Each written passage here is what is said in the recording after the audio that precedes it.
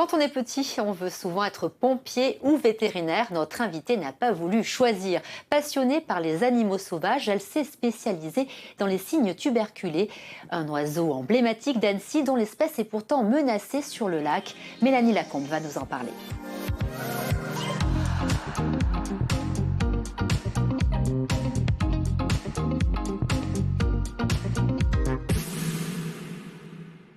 Bienvenue Mélanie Lacombe, vous êtes donc pompier vétérinaire, une profession peu courante, spécialisée dans les animaux sauvages, on va l'expliquer. Votre vocation, ça a toujours été de soigner les animaux, et justement pas n'importe lesquels. Oui, alors depuis toute petite, j'ai vraiment cette vocation de soigner les animaux, et en particulier les animaux qui n'avaient pas accès aux soins, les animaux sauvages, les animaux errants, les animaux des bidonvilles. Donc oui, ça a été vraiment évident pour moi que c'était la voie à suivre. Vous êtes même partie en Afrique, hein, justement, ça a commencé un peu comme ça, votre vocation pour le terrain, qui s'est concrétisée après. Avec cette passion, j'ai toujours essayé d'associer mes vacances avec des stages en immersion.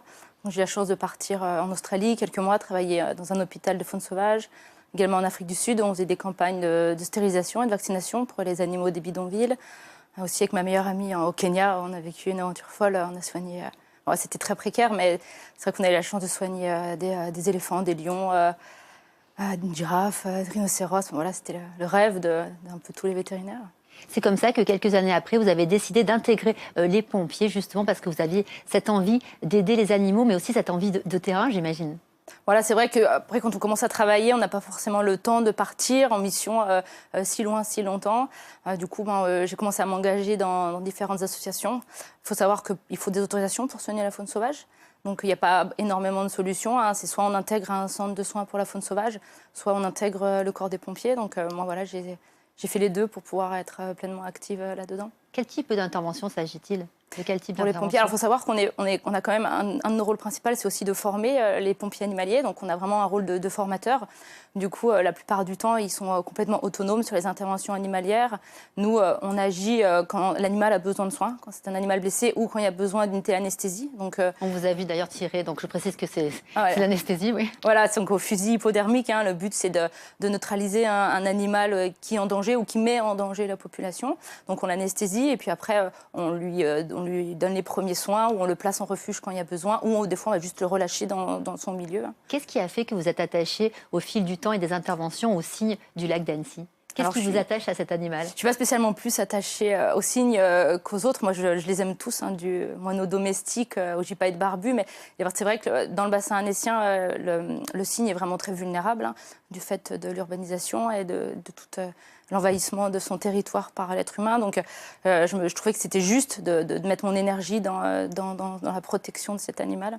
On va regarder justement un extrait d'un reportage réalisé il y a quelques mois et on parle justement dans ce reportage, c'est la LPO qui alerte une fois de plus sur cette population qui diminue des cygnes du lac d'Annecy. On regarde. Le cygne tuberculé, l'oiseau emblématique d'Annecy. Ce matin, seulement 22 individus recensés autour du lac. C'est 2 fois moins qu'il y a un an. 5 cygnes sont morts au cours des 2 derniers mois. Celui-ci a été blessé et recueilli dans cette volière à la suite d'une attaque de chien. Maintenant, les plantes aquatiques se développent beaucoup moins. Et du coup, les oiseaux trouvent moins à manger qu'avant. Il y a moins de petits invertébrés à manger, il y a moins d'algues. Tout diminue, en fait. Donc, naturellement, en bout de chaîne, les oiseaux diminuent eux aussi.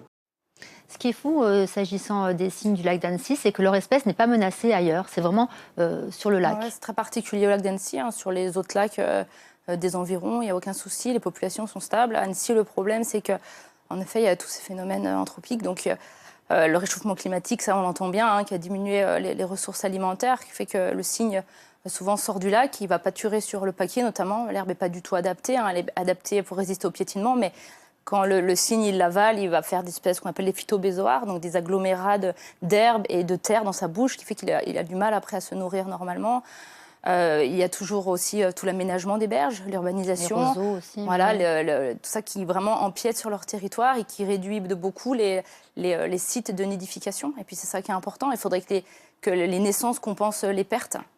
Et vous les placez ensuite dans des refuges, mais ça aussi c'est une difficulté parce qu'il n'y a pas de refuge spécialisé dans les oiseaux sauvages en Haute-Savoie. Non, ça paraît fou, hein, parce que pour un département riche comme le nôtre, mais non, il n'y a pas de soins. Il y a des refuges qui ont été créés, mais il n'y a pas assez de subventions.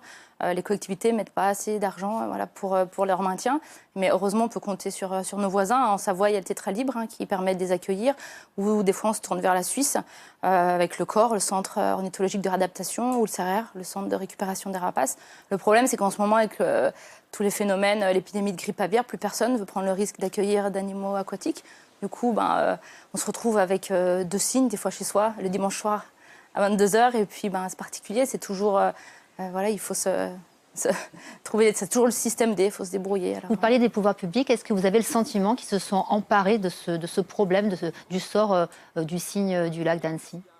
Alors, il y a des poussins, choses c'est réglé, cela dit, parce qu'on avait souvent fait des reportages sur la mortalité des poussins sur le lac. Ouais. Alors, c'est vrai que là, ça a été réglé avec le système des barrages flottants qui ont été mis en place, soutenu. C'est vraiment la ville d'Annecy qui paye et puis les systèmes. Donc, ça, c'est très efficace. Ça a été mis en place pendant la période des jeunes. Donc, maintenant, il y a la mortalité des jeunes cygnes au niveau du barrage du Tchou. Ça a été réglé. Mais on est forcé de constater que la population baisse encore.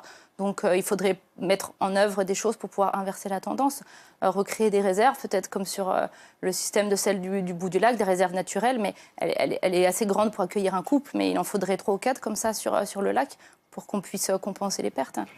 Merci beaucoup pour votre témoignage et pour ce que vous faites. On n'a pas eu le temps d'en parler, mais il faudrait éviter aussi de donner des chips et des pizzas, vous me l'avez dit, quand on se balade sur le bord du lac d'Annecy. Faire attention à son chien aussi.